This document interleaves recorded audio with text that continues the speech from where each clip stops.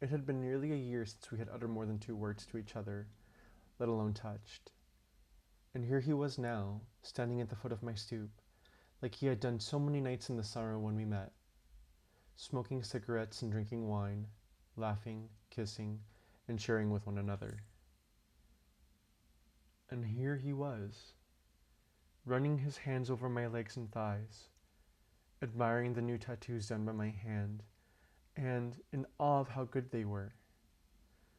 My skin pumped up, and the hairs on the back of my neck stood like porcupine quills.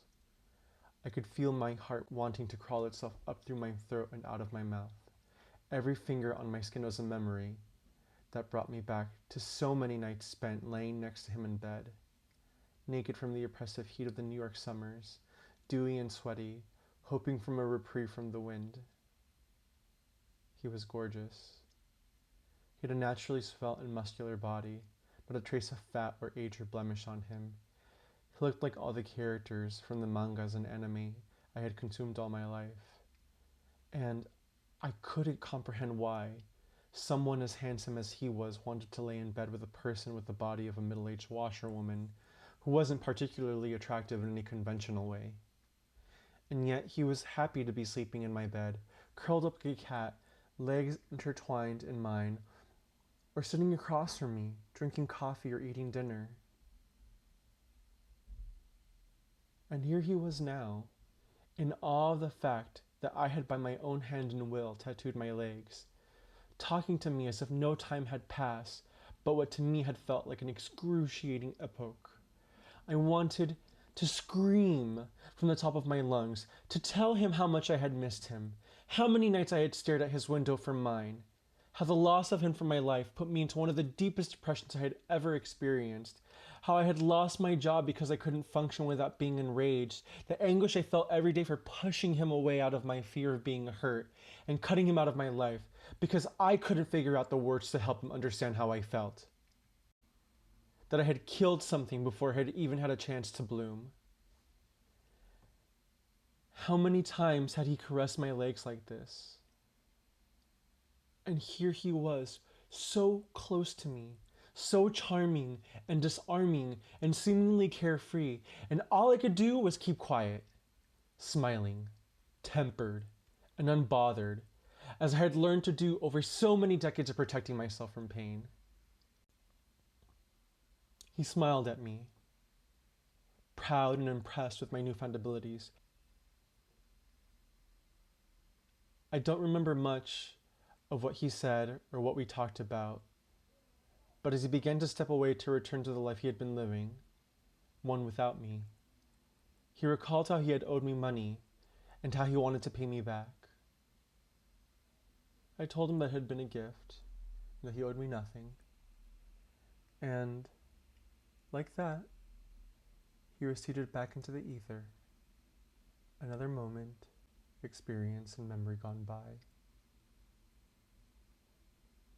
Sometimes at night, when I close my eyes, I try to remember how it felt to have him laying next to me in bed. The smell of his sweat mixed with Cartier, wine, cigarettes, and pot, and his breath against my neck when he was asleep. And how for the brief time I was so happy, the happiest I had been in my entire miserable life. I gave my love a cherry that had no stone. I gave my love a chicken that had no bone. I gave my love a ring that had no end. I gave my love a baby with no crime. How can there be a cherry that has no stone? How can there be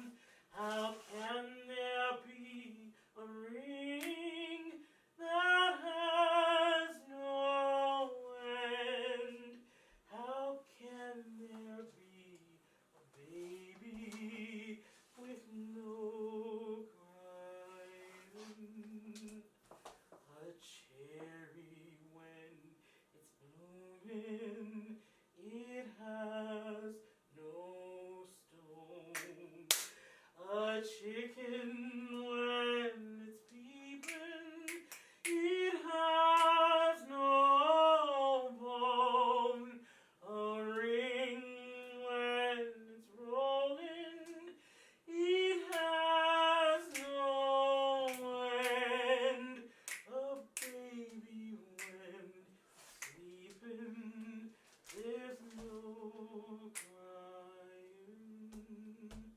I gave my love a cherry that has no stone. I gave my love a chicken that has no bone. I gave my love a My ring darling girl, that by the has time you read this, I will have gone no home. Know that my sisters and your Uncle James stood smiling like glowing candles at the foot of my bed in my last days. They patiently waited for me to share my final thoughts and wishes about my favorite person in the whole world. My nurse has kindly put pen to paper as I speak of my deep love for you, granddaughter. I have asked her many times where you are, and she explains to me that this virus, which has taken so many lives, keeps us apart. That just seems all kinds of wrong. I look back on the day you walked into my hospice room over a month ago and can see that you brought life back into my body. I was never so happy to see anyone. I hadn't wanted to eat in days, and having your daughter, my great grandbaby, feed me was nourishment for my soul. She was so focused and determined to keep me here. I remember the first time I saw that look on your face. We were standing in line just outside Gimbel's at the mall, waiting for you to take your first ride on the pink pig. Your 3-year-old body could barely contain your excitement.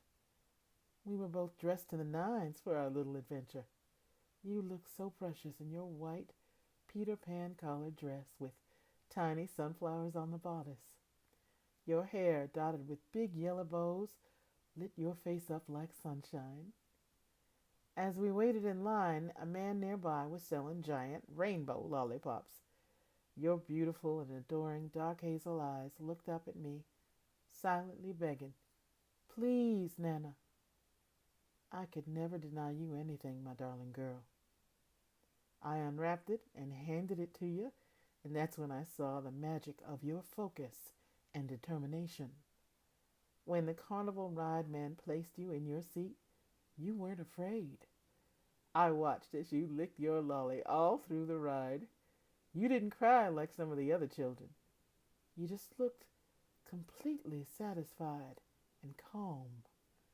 When the ride came to an end, the man put you back on solid ground, and you just sauntered on up to me and said, "Thank you, Nana," like the big girl you always were. I was so proud of you then, and I'm proud of you now, my sweet child. You have chosen to live your life on your own terms, and I hope you learned some of that from me. My granddaughter is an actor, a filmmaker, a writer, a wife, and a mother. Not many people can boast on their kin like that. I look forward to celebrating your successes as you achieve all your dreams and easing your pain as you move through difficult times. I will be close by, sweet girl. Spoil my great grand with all the love and kindness in your heart, the way I would if I were still here. And do not be sad about my homegoing, my darling. When it's safe, you can maybe take her for a ride on that pink pig. Love, Nana.